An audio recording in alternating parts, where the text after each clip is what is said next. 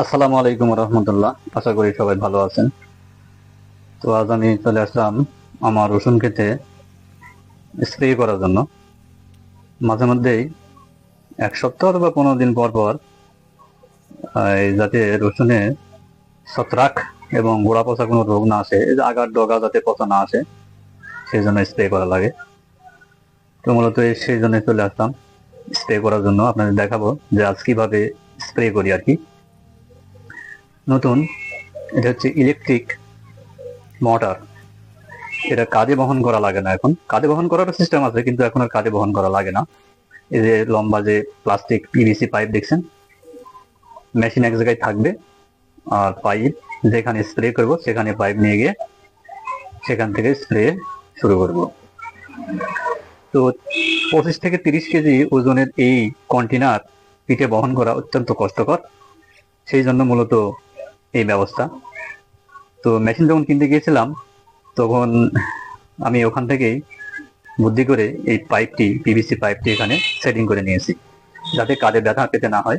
শুধু এখানে স্প্রে মেশিনটা রাখবো। স্প্রে করার জন্য যে কীটনাশক এবং ছত্রাকনাশক প্রয়োজন মেশিনের মধ্যে গুলে রেখে এই পাইপ দিয়ে স্প্রে করে দেব। এখানে পরিশ্রম কম হবে, সময় কম লাগবে, স্বাচ্ছন্দ্য মতন আরামে আমি এই স্প্রেটা করতে পারবো। তো আপনারা যারা স্প্রে করেন অবশ্যই এই ব্যবস্থাটা চালু করবেন।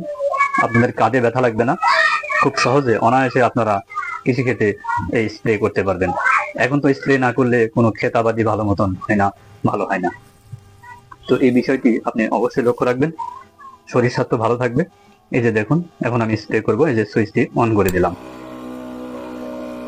এই যে সুইচটি অন হয়ে গেল।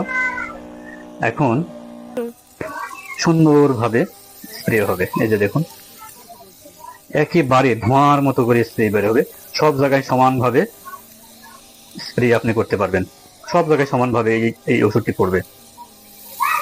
এতে গাছের গুণগত মান সঠিক থাকবে, আপনার ফসলের অগ্রগতি হবে ইনশাল্লাহ। তো ভিডিওটি কেমন লাগলো অবশ্যই আপনার কমেন্টে জানাবেন, অবশ্যই জানাবেন। আর কি কোথা থেকে দেখলেন অবশ্যই জানাবেন।